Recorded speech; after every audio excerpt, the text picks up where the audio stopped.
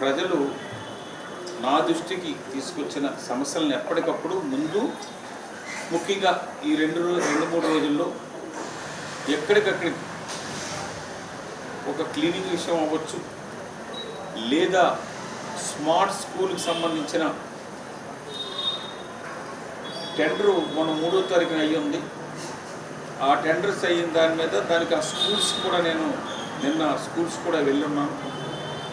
అక్కడ రాజీవ్ గాంధీ హై స్కూల్లో కూడా, ఎందుకంటే మనం 8 హై స్కూల్స్కి ఇటు కనకాలపేట, మెట్టకూరు, అలాగే ఇక్కడున్న Rajiv Gandhi high school, Kamala Nehru, Karampeta high school, Daryaladippa high school, Veerampeta high school, Sharada aided school, దీనికి స్మార్ట్ స్కూల్గా చేయడానికి దానికి కావాల్సిన ఎక్విప్మెంటు, ఆ క్లాస్ రూమ్స్ కూడా చేసే విధంగా ఎంజీ బాయ్స్ స్కూల్లో చేసిన విధంగా ఎంజీ బాయ్స్ స్కూల్లో మేము చదువుకున్న విద్యార్థులు అందరూ కలిసి 2017లో దాన్ని ఓన్ డబ్బుతోటి మేము డెవలప్మెంట్ చేసుకుని ఇప్పటి వరకు ఆ పిల్లలకి మేము స్పాన్సర్గా ఉండి ఇస్తూ నడుపుతూ ఉన్నాం. ఆ విధంగానే చెయ్యాలని 2019లో నేను మొదలుపెట్టింది. 2020 డిసెంబర్ 31వ తారీఖున సిఎస్ఆర్ కమిటీలో అప్రూవ్ చేసిన పనులు 19,50,00,000 రూపాయలు ఓఎన్జీసీ నుంచి వచ్చిన డెవలప్మెంట్ ఫండు.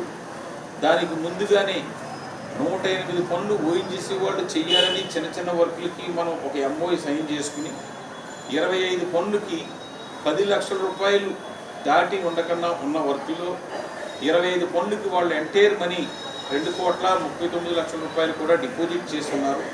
19,50,00,000 కూడా డిపాజిట్ చేసుకున్నారు. ఆ 25 వర్కుల్లో 11 వర్కుల్ని ఎలక్షన్కి బిఫోరే టెండర్ కాల్ చేసి ఉన్నారు. టెండర్ కాల్ చేసి వర్క్ ఆర్డర్ ఇచ్చే స్టేజ్లో టెండర్లు పూర్తి అయ్యాయి. వర్క్ ఆర్డర్ ఇచ్చే స్టేజ్లో ఎలక్షన్ డేట్ రావడం వల్ల ఆ రోజు నుంచి కూడా దానికి వర్క్ ఆర్డర్ ఇవ్వకపోవడంతో ఆ టైము ల్యాప్స్ అయిపోయింది. తిరిగి టెండర్లు కాల్ చేయలేని పరిస్థితిలో ఉన్నాయి. ఈలోగా ఈ 4 సంవత్సరాలు అనేకమైన అడ్డంకులు, ఆ వర్క్లు ఆఫ్ చేయడానికి అనేకమైన ప్రయత్నాలు జరిగాయి. దాంతో పాటుగానే మరలా రేట్లు అప్పుడున్న 6 సంవత్సరాలు 5.5 సంవత్సరాలు దగ్గరగా ఉన్న రేట్లు పెరిగిపోవడం వల్ల new PSR rates, Pondicherry schedules of rates ఈ మధ్యలోనే కొత్త రేట్లు వచ్చాయి. ఆ కొత్త రేట్లు రావడంతో 20% రేట్లు పెరిగాయి. ఈ 20%కి పాండిచ్చేరి గవర్నమెంట్ డబ్బు అందులో యూజ్ చేయకూడదని జీవోలో ఉంది. ఓఎన్జీసీని అడగకూడదని ఉంది.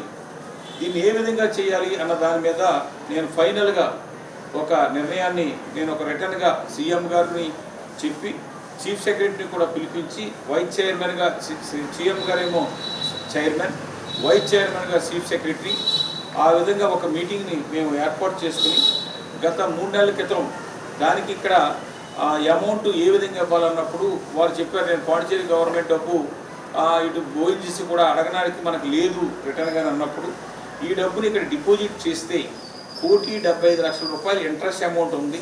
ఈ అమౌంట్ని ఎక్సెస్ టెండర్కి పెరిగిన రేట్లకి యూజ్ చేసేలాగా ఇవ్వాలని చెప్తే సీఎం గారు ఇచ్చిన ఇన్స్ట్రక్షన్ ప్రకారంగా చీఫ్ సెక్రటరీ వైస్ చైర్మన్ గారు ఒప్పుకొని దాని ఇండస్ట్రీస్ డిపార్ట్మెంట్కి సెక్రటరీ అండ్ డైరెక్టర్ పంపించున్నారు. అక్కడి నుంచి ఇక్కడ మున్సిపల్ గారికి వచ్చి ఏ వర్క్ ఎంతంత ఎక్స్ట్రా కావాల్సి వస్తుందో దానికి మీరు ప్రపోజల్ పంపించమంటే అది ఇప్పుడు నడుస్తూ ఉంది. దాన్ని బేస్ చేసే మొన్న 5 పనులు సిఎస్ఆర్ వర్కుల్లో భూమి పూజ కార్యక్రమానికి వారు ఇక్కడ ఉన్న డిపార్ట్మెంట్ మున్సిపాలిటీ కానీ రీజనల్ అడ్మినిస్ట్రేటర్ కానీ దాన్ని కన్సర్న్ ఎప్పుడు కూడా ఏ పని చేయాలన్నా, ఓపెనింగ్ చేయాలన్నా, ఫౌండేషన్ వేయాలన్నా ఆ కన్సర్న్ డిపార్ట్మెంటు, ఆ కన్సర్న్ మినిస్టర్ దగ్గర మనం పర్మిషన్ తీసుకుని ఉండాలి. ఈ విధంగా చేస్తున్నాం. మీరేమన్నా భూమి పూజకి కానీ లేకపోతే ఫౌండేషన్ కానీ మీరు వస్తారా అని చెప్పేసి మనం అడగాలి. ఇక్కడున్న ప్రజాప్రతినిధి ఎవరున్నా కానీ వాళ్ళ దగ్గరికి వెళ్ళి ఈ పనులు మీరు వచ్చి మీరు ఫౌండేషన్ కానీ మీరు ఏమైనా వచ్చినప్పుడు కానీ చేయమని మనం కోరడం, డిపార్ట్మెంట్ ప్రొసీజర్ ప్రకారంగా వారు అడగడం అన్నది జరుగుతూ ఉంటుంది. ఆ విధంగానే మున్సిపల్ కమిషనర్ సిఎస్ఆర్ ఫండ్ పనులు 58 పనులు 5 ఆటలకి వర్క్ ఆర్డర్ అయ్యింది. పీజీ కట్టున్నారు. వారి పనులు చేయడానికి మాకు పర్మిషన్ ఇవ్వండి అని చెప్పేసి వారు రిటర్న్గా స్పెషల్ ఆఫీసర్ గాను కమిషనర్ గారు కానీ దానికి సిఎస్ఆర్ కమిటీ చైర్మన్కి రిటర్న్గా పంపించున్నారు. పంపిస్తే సీఎం గారు కూడా నన్ను అడిగున్నారు. దాంట్లో ఎమ్మెల్యే అండ్ మల్లాడి కృష్ణారావుని ఇద్దరిని కూడా డేట్ తీసుకుని మీరు ఇప్పుడు ఇమీడియట్గా రేపే అని అంటున్నారు. రేపు కాదు, నవంబర్ 14వ తారీఖున మీరు భూమి పూజ చేయండి అని చెప్పేసి సీఎం గారు రైటింగ్ తోటే రాసి అడ్మినిస్ట్రేటర్ గారికి కమిషనర్కి పంపించడం జరిగింది. పంపించిన తర్వాత ఆ డేటు జరగలేదు. మన ఎమ్మెల్యే గారికి చాలా బిజీగా ఉంటారు. ప్రజలతో పొద్దున్న నుంచి రాత్రి వరకు యానం గురించే ఆలోచన చేస్తూ ఉంటారు. అందుకని నాకు టైం లేదు. అందుకని నేను నవంబర్ 20వ తారీఖున లేదా నవంబర్ 25వ తారీఖున కానీ లేదా నవంబర్ 29 అతను లెటరేట్ యానం ప్రజలు ఇచ్చిన ఎమ్మెల్యే లెటరేట్ మీద అతను సొంతంగా స్వయంగా సంతకం పెట్టి ఇటు అడ్మినిస్ట్రేటర్ గారికి కమిషనర్ గారికి పంపిస్తే అది నేను మళ్ళా సీఎం గారికి పంపించున్నారు. నేను కూడా చెప్పి ఎస్ సార్, వారు చెప్పిన ఆ డేట్కి 29కే భూమి పూజ చేయడానికి నేను రెడీగానే ఉన్నాను. నేను అంత బిజీగా ఎమ్మెల్యే గారి లాగా అంత బిజీగా లేను. నేను పాండిచ్చేరి యానం సమస్యల మీద మాత్రమే కొన్ని సమస్యల మీద మాత్రమే స్పందిస్తూ ఉంటానని సీఎం గారికి చెప్తే మళ్ళా వారు 29ని కన్ఫర్మ్ చేస్తే 28వ తారీఖున మళ్ళా ఇంకొక లెటర్ ఇచ్చున్నారు.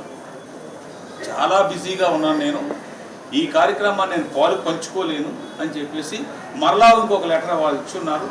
ఆ ఇచ్చిన దాంతో పాటు ఇంకొక లెటర్ని ప్రెస్కి మీ మీడియా ద్వారాగా మల్లాడి కృష్ణారావు నామినేటెడ్ పర్సన్, అతను వచ్చే ఫంక్షన్లకు కానీ అతని పేరు ఇన్విటేషన్లో వేసిన లేదా భూమి పూజకు వచ్చిన ఈ రోజు నుంచి నేను బాయ్కట్ చేస్తున్నాను అని చెప్పేసి వారు రిటర్న్గా ఇచ్చున్నారు. అలాగే ఈ గత నెల 19వ తారీఖున ప్రివిలేజ్కి కమిటీకి వారు స్పీకర్కి కంప్లైంట్ చేస్తున్నారు అధికారుల మీద. అలాగే నా మీద కంప్లైంట్ చేస్తూ ఇది ప్రివిలేజ్ కమిటీకి నేను మూవ్ చేస్తున్నాను, నాది అప్లికేషన్ తీసుకోండి అని చెప్పేసి రిటర్న్గా 3 పేజీలు తోటి ఈ అధికారులు అడ్మినిస్ట్రేటర్ మీద, అలాగే మున్సిపల్ చైర్మన్ మీద, అలాగే ఈజ్ డెలికేట్ డిఎస్ మీద, అలాగే సోషల్ వెల్ఫేర్ ఆర్గనైజర్ మీద 4 మీద యాక్షన్ తీసుకోండి. అలాగే భూమి పూజకి కానీ మల్లాడి కృష్ణారావు కానీ ఆ ఏరియాలో వచ్చినట్టయితే లా అండ్ ఆర్డర్ ప్రాబ్లం వచ్చి ఏదైనా జరగవచ్చు, అది నాకు సంబంధం లేదు, మీ ప్రభుత్వమే దాని బాధ్యత వహించమని చెప్పేసి రిటర్న్గా వారు ఇచ్చున్నారు. దీన్ని ప్రభుత్వం దానికి నేను చెప్పాను ఓకే, దానికి దేనికైనా నేను అక్కడ ప్రజలు నన్ను వ్యతిరేకిస్తారో, నేను తీసుకొచ్చిన డబ్బులు పనులు మొదలు పెడుతుంటే దాన్ని వ్యతిరేకిస్తారో ఏం చేస్తారన్నది నేను వెళ్ళడానికి రెడీగా ఉన్నానని చెప్పుకున్నాను. వారు ఇచ్చిన మాట కమిట్మెంట్, ఎందుకంటే అతనికి చాలా కమిట్మెంట్ వ్యక్తి. ఏదన్నా చెప్తే నేను రాను అంటే అక్కడ అడుగు పెట్టడు అతను. ఎందుకంటే ఎగ్జాంపుల్గా యానం పీపుల్ ఫెస్టివల్ కానీ అలాగే ఫ్లవర్ షోకి కానీ మల్లాడి కృష్ణారావు చెప్పిన ప్లేస్కి కానీ మల్లాడి కృష్ణారావు ఉన్న స్టేజ్కి కానీ నేను రాను, నేను బీచ్ రోడ్లో రాజీవ్ గాంధీ బీచ్ రోడ్లో జరిపిస్తానని చెప్పేసి అతను ఎమ్మెల్యే అయిన దగ్గర నుంచి కూడా మీటింగ్స్లో చెప్పుకున్నారు. రిటర్న్గా అధికారులకు ఇన్స్ట్రక్షన్ ఇచ్చున్నారు. ఆ విధంగా గవర్నమెంట్ పైకి కూడా తెలియజేశారు. నేను ఆ మీటింగ్స్లో ఒక మీటింగ్లో నేను అటెండ్ అయ్యి ఉన్నాను వారితో ఉన్నప్పుడు మీటింగ్లో.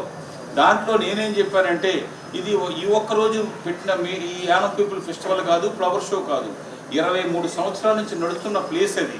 మీరు డే టైం చేసే కార్యక్రమాలు స్పోర్ట్స్, వాటర్ స్పోర్ట్స్ కానీ డే టైం కార్యక్రమాలు ఉంటే మీరు అక్కడ పెట్టుకోండి. వేరే టైంలో సమ్మర్ టైంలో కానీ సమ్మర్ ఫెస్టివల్ను ఆ విధంగా పెట్టుకోండి.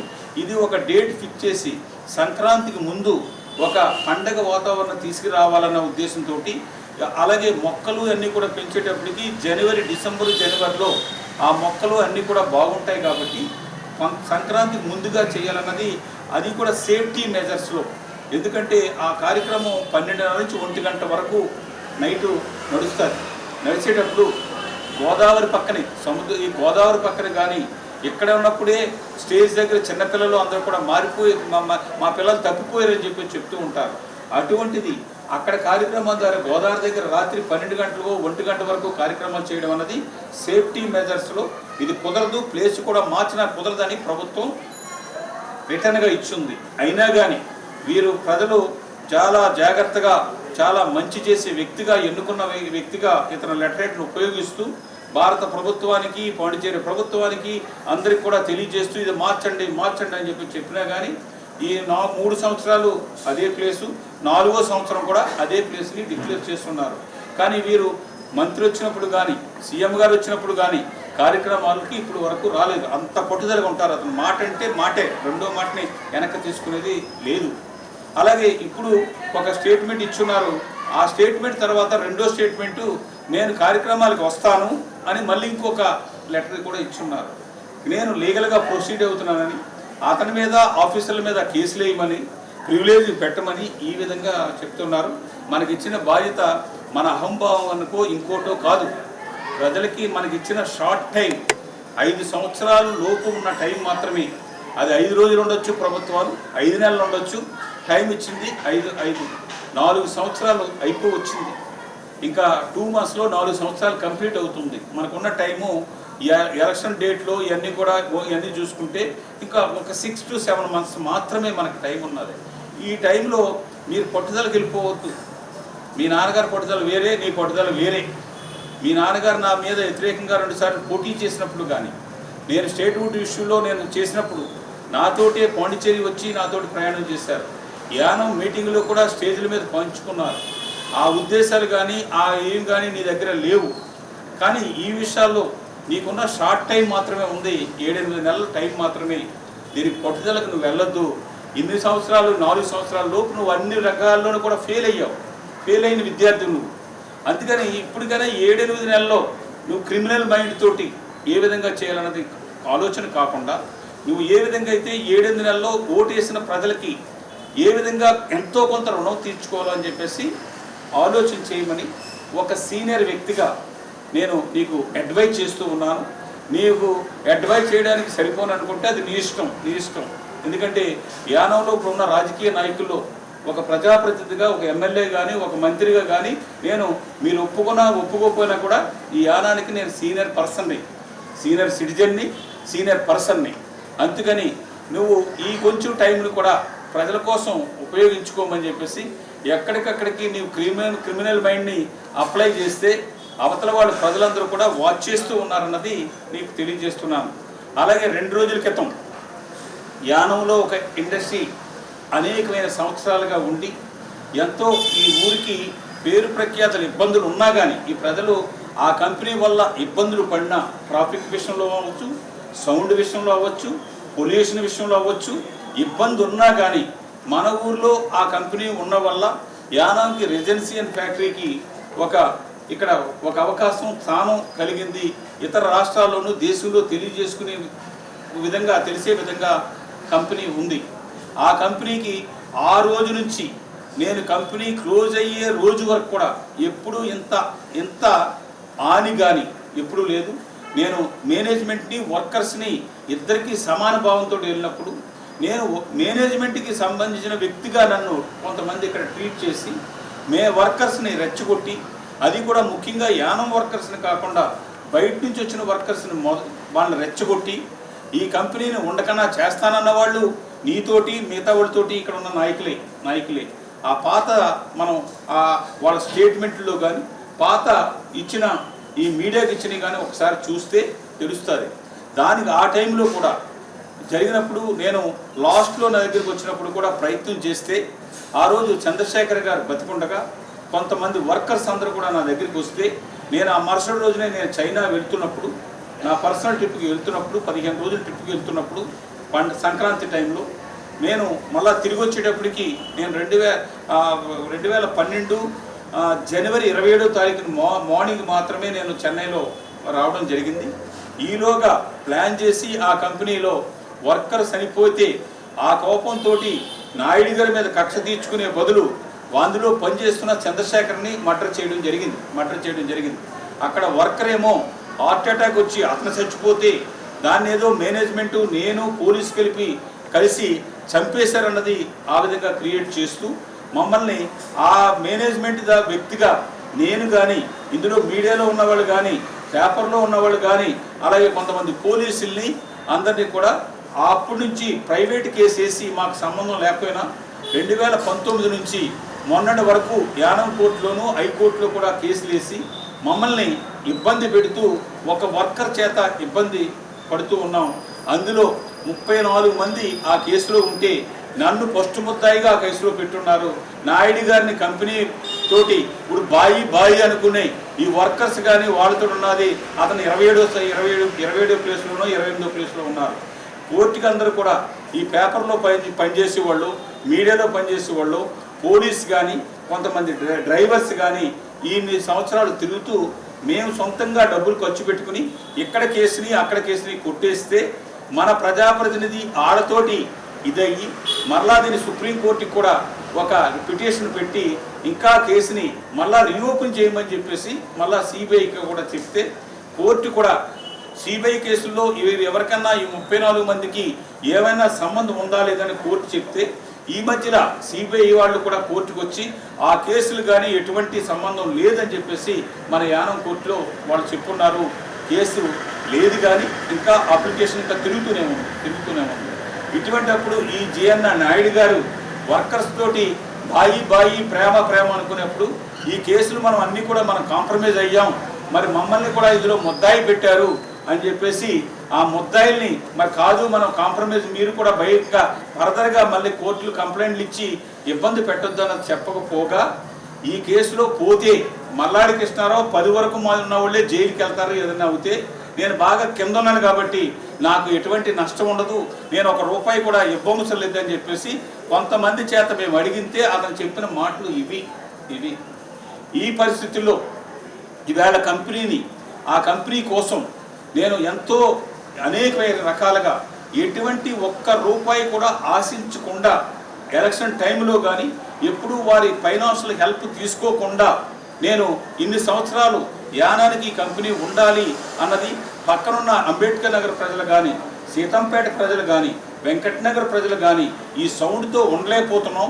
పొద్దున్న నైట్కి వాళ్ళందరూ కూడా ఫిల్టర్ మీద వదిలేసే ఆ చెత్త చెదారం అంతా కూడా మా స్లాబ్ల మీద ఒకసారి వచ్చి చూడండి, బ్లాక్గా మొత్తం అంతా కూడా బొగ్గంతా పడిపోతుందని చెప్పేసి అనేకమైన సందర్భాల్లో చెప్పినప్పుడు రాబోయే ఫ్యూచర్లో ఎందుకంటే ఇండస్ట్రియల్ ఏరియా నుంచి ఇక్కడ టౌన్ నుంచి దర్యాలతో వెళ్ళిపోతుంది, రేపు రాబోయే రోజుల్లో మాస్టర్ ప్లాన్ వచ్చేటప్పటికి అక్కడికి మీకు మార్చేలాగా చేసుకెళ్దాం, కానీ ఇప్పుడు ఇమ్మీడియట్గా ఈ కంపెనీని మూయడానికి కుదరదని చెప్పేసి చెప్పడం జరిగింది. అప్పటి నుంచి ఈ కంపెనీ క్లోజ్ అయింది. ఇదే జిఎన్ నాయుడు గారిని ఢిల్లీ తీసుకుని వెళ్ళి నారాయణ స్వామి గారు సెంట్రల్ మినిస్టర్గా ఉండగా డిపార్ట్మెంట్లు పిలిపించి వీరికి ఉపకారం చేయమన్న దాంట్లో నేనున్నాను. అలాగే చీఫ్ మినిస్టర్ రంగస్వామి గారి దగ్గరికి మళ్ళీ డిపార్ట్మెంట్తో మీటింగ్ పెట్టి వీరిచ్చిన రికమెండేషన్స్ అన్నీ కూడా అడిగినప్పుడు ఆ దాని మీద కూడా నేను మీటింగ్ పెట్టి లోన్ విషయాలు కానీ అలాగే కమర్షియల్ ట్యాక్స్ కట్టవలసిన దాని గురించి కానీ ఎలక్ట్రిసిటీ బిల్లు గురించి కానీ ఈ విషయాలు 100% కొట్టేయమంటే దాని 100% తీసేయడానికి లేదు అని చెప్పేసి ఆ రోజు సెంట్రల్ గవర్నమెంట్లో ఉన్న నారాయణ స్వామి గారు ఆధ్వర్యంలో అధికారులు, ఇక్కడ రంగస్వామి గారు సీఎంగా ఉండగా ఇక్కడ అధికారులు కూడా చెప్తే నాకు అలా కాదు టోటల్గా వేవ్ చేయమని చెప్పేసి అంటే మాకున్న పరిధుల్లో 35% వరకు మాత్రమే మేము తగ్గించగలమని చెప్పేసి చెప్తున్నారు. వీరు డబ్బు రూపంలో ఇవ్వమని ఇన్సూరెన్స్ని కూడా కోరున్నారు. నాతోటి కూడా చాలాసార్లు షేర్ చేసుకున్నప్పుడు కూడా వారు ఇన్సూరెన్స్ వాళ్ళైతే మేము మిషనరీకే ఇస్తాం తప్ప మేము క్యాష్ ఇవ్వడానికి మనీ ఇవ్వడానికి కుదరదని చెప్పేసి అన్నప్పుడు వీరు అప్పటి నుంచి ఇన్సూరెన్స్ మీద ఫైట్ చేస్తూ ఉన్నారు. ఈ మధ్య కాలంలో గత 3 సంవత్సరాలు ఈ 4 సంవత్సరాల నుంచే మళ్ళా ఫ్యాక్టరీని రీఓపెన్ చేయాలి, పాండిచ్చేరి ప్రభుత్వం నుంచి మనం అన్ని క్లియరెన్సెస్ బాకీలు ఉన్నాయని కూడా వేవ్ చేసేలాగా చేయమని వారు ప్రయత్నం చేస్తున్నారు. ఎక్కడా కూడా ఈ రోజు వరకు నేను ఎక్కడ ఒక పేపర్ పెట్టడం కానీ ఒక ముఖ్యమంత్రితో ఇది స్టాప్ చేయడం కానీ ఒక గవర్నర్తో చెప్పడం కానీ ఒక అధికారితో చెప్పడం కానీ ఈ రోజుగా నేను ఎక్కడా కూడా నేను దైవ సాక్షిగా ఈ రోజు వరకు నేను చెప్పలేదు. నేను రీసెంట్గా ఒక పేపర్లో దీనికి సంబంధించి ఈ కంపెనీకి సంబంధించి పర్మిషన్లు ఒప్పుకున్నారు తప్ప ఆర్డర్ పూర్వకంలో రాలేదు కాబట్టి ఆంధ్రాకి తరలి వెళ్ళిపోతుంది అని చెప్పడంతో నేను స్పందించి నేను ఇమ్మీడియట్గా దీనికి సంబంధించిన ఏమేమి పనులు ఎక్కడెక్కడ ఉన్నాయో ఆ పనులకి సంబంధించి నేను సహాయం చేయడానికి ముఖ్యమంత్రి దగ్గరికి తీసుకెళ్ళు నేను అధికారులతో నేను చేయడానికి నేను రెడీగా ఉన్నాను, మీకు ఏమైతే ఉందో ఒక పేపర్ నాకు ఇవ్వండి అని చెప్పేసి జిఎన్ నాయుడు గారికి మిత్రులుగా ఉండే విష్ణువర్ధన్ రావు తోటి అలాగే వాసవి ప్రసాద్ గారితో నేను మాట్లాడడం జరిగింది. వారు మేము మాట్లాడి మేము వెంటనే మేము వస్తామంటే వారు అవసరం లేదు, మీరిద్దరు వచ్చినా కూడా నేను మొత్తం మీటింగ్ ఏర్పాటు చేసి మీరు కమర్షియల్ ట్యాక్స్ కట్టవలసిన పాండిచ్చేరి గవర్నమెంట్కి పే చేయవలసిన 21 కోట్లు కంపెనీ ఉండగా ఉండేటప్పటికే 20 కోట్ల రూపాయలు బకాయి ఉంది. వీరు అడుగుతుంటే అన్నీ అంటిపోయాయి, మా దగ్గర లేవని అంటున్నారు. కానీ వీళ్ళు రాసిన బిల్లు ఏ రాష్ట్రంలో ఉంటాయో, ఎక్కడైతే ఉన్నాయో అక్కడ బిల్స్ ఉంటాయి. దానికి రిప్లై వీరు చెప్పట్లేదు. అలాగే 2,89,00,000 రూపాయలు కరెంటు బిల్లు వీరి కంపెనీ దెబ్బతినక ముందే బాకీ ఉంది. వాళ్ళు డిమాండ్ల మీద డిమాండ్లు. ఎందుకంటే సామాన్య ప్రజలకి ఒక నెల కట్టకపోతే దానికి 2వ నెల వచ్చి కట్ చేస్తూ ఉంటారు, లేదంటే పెనాల్టీ మీద పెనాల్టీలు తీసుకెళ్తుంటారు. అటువంటిది ఈ 21 కోట్లు కమర్షియల్ ట్యాక్స్ది దగ్గరగా 53 కోట్లు అయ్యి ఉన్నది. పెనాల్టీల మీద పెనాల్టీలతో చూసుకుంటే 53 కోట్ల రూపాయలు బాకీ ఉంది. ఇది ఎలక్ట్రిసిటీ బిల్లు 21 కోట్లకి వెళ్ళిపోయింది. అలాగే 2,89,00,000 రూపాయలు మున్సిపాలిటీకి పే చేయవలసి ఉంది. అలాగే లేబర్ డిపార్ట్మెంట్కి 37 లక్షల రూపాయలు పే చేయవలసి ఉంది.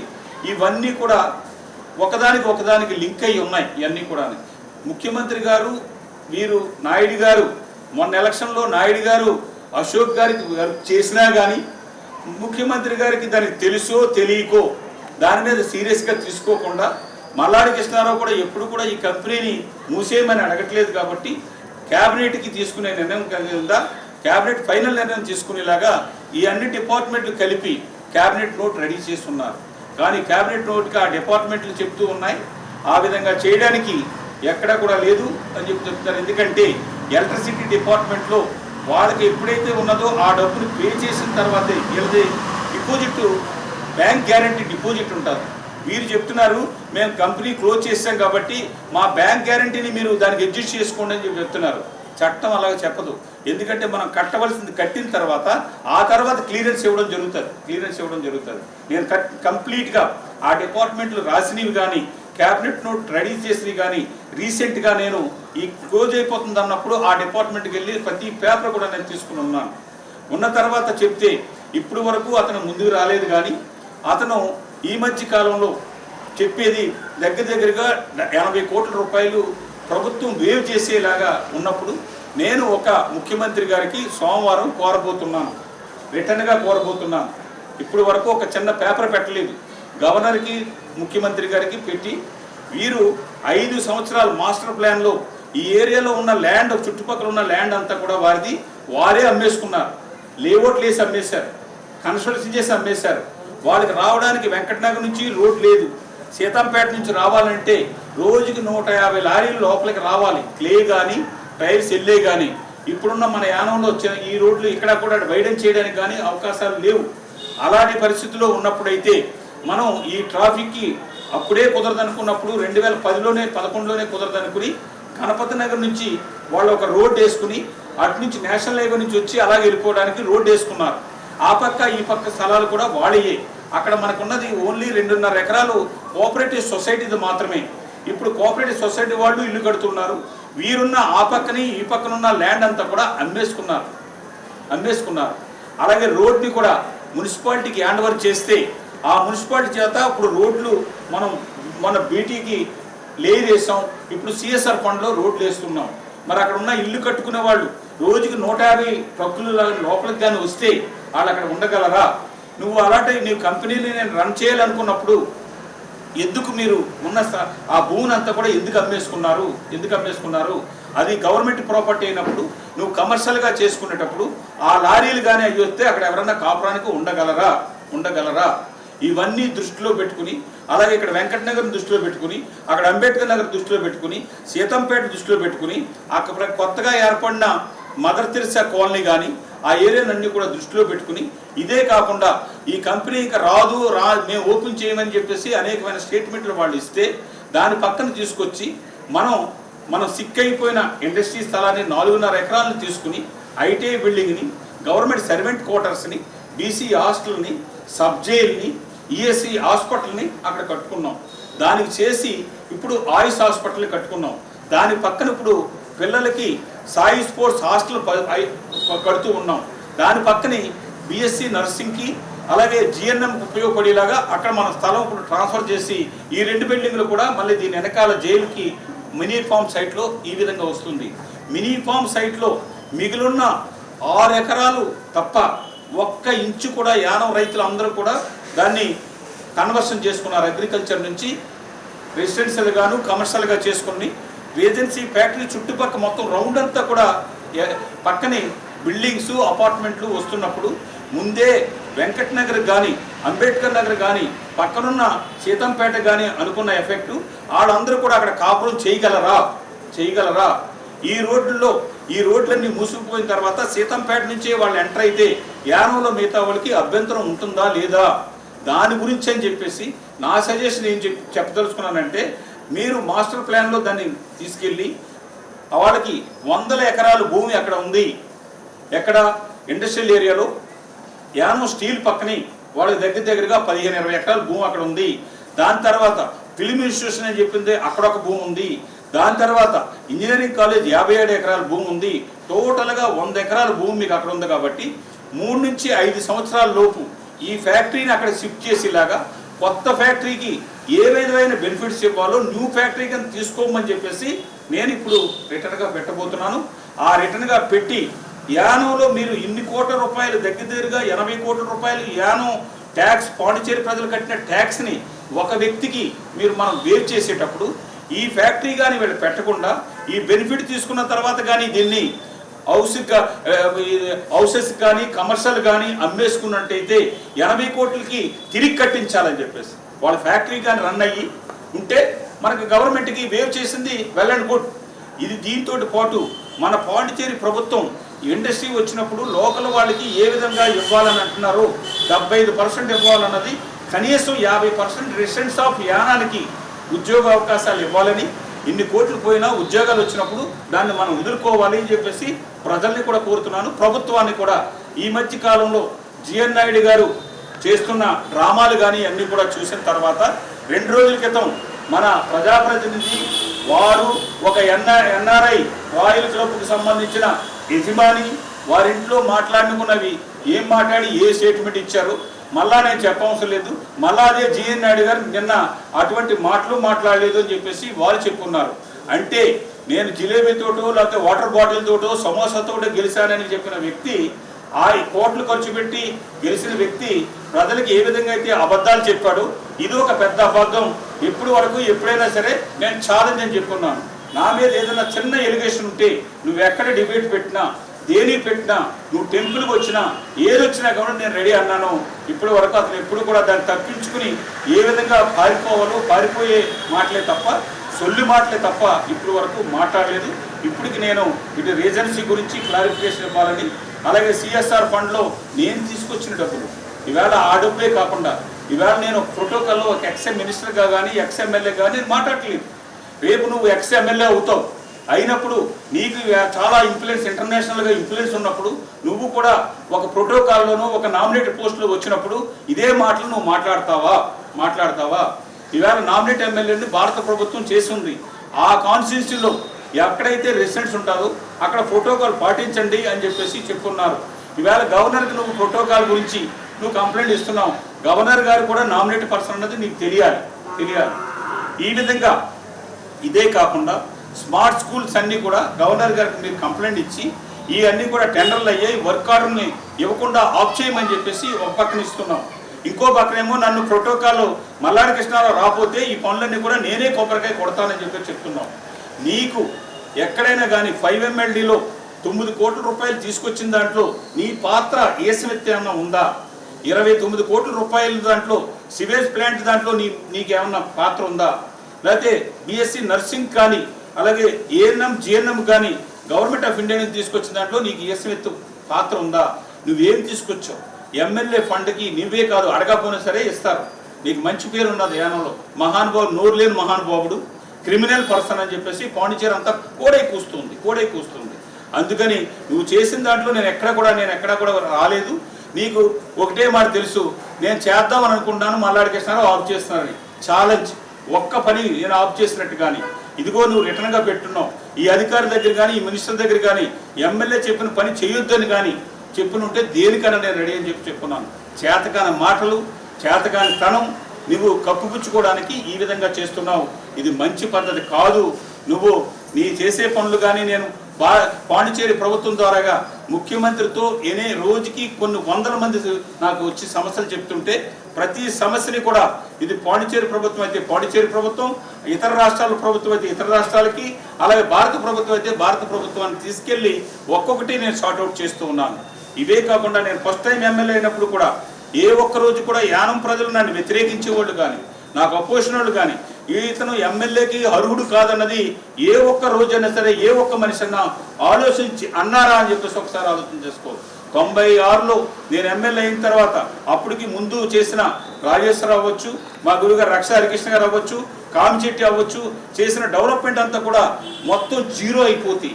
మళ్ళా 96 నవంబర్ 6 తర్వాత నేను దాన్ని తీసుకుని ప్రతి దాంట్లో కూడా ఏం చేయాలో డెవలప్మెంట్ అన్నది ఒక మాస్టర్ ప్లాన్ ప్రకారంగా ఒక లాంగ్ టైంని ఉపయోగించి నేను ఒక రూపాన్ని యానానికి తీసుకొచ్చాను. అది నువ్వు మాట్లాడిన మాటలాగు ఈ మల్లాడి కృష్ణారావు ఈ గుడి పడగొట్టేశాడని ఎలక్షన్లో చెప్పావు. వెంకటేశ్వర స్వామి గుడి అయిపోయిన తర్వాత అది పీకేసి నేనే కడతానన్నావు.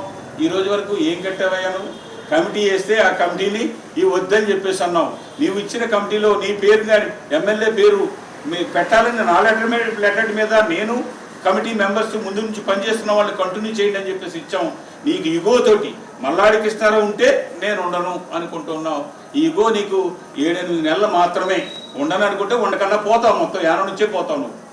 అందుకని ఇప్పటికైనా నీకు ఓటేసినోడికి ఎలాగా న్యాయం చేయలేదు. యానానికి నువ్వు చెప్పిన రోజుకొక ఇంటికొక ఉద్యోగం, లేకపోతే నేను బుల్లెట్ కొనిస్తానను, లేకపోతే వ్యాపారానికి 10 లక్షల రూపాయలు ఇస్తానను, లేకపోతే నేను 50 ఎకరాలు కొని ఇంటింటికి స్థలాలు ఇస్తానని చెప్పేసి అన్నావు. ఇప్పటికైనా ఆ మాటను నిలుపుకోవాలనుకుంటే మీ పేకాట కప్పు నుంచి వచ్చిన ధనాన్ని, అలాగే క్లీనింగ్ లేకుండా యానం ప్రజల్ని దోసేస్తున్నావు. ఆ దోసేసే డబ్బుని దాంతో కనీసం రుణం తీర్చుకోవాలంటే ఆ పనులు చేసేసి నువ్వు గుడ్ బై చెప్పు బాబు అని చెప్పేసి మీ ద్వారాగా నేను కోరుతూ ఉన్నాను.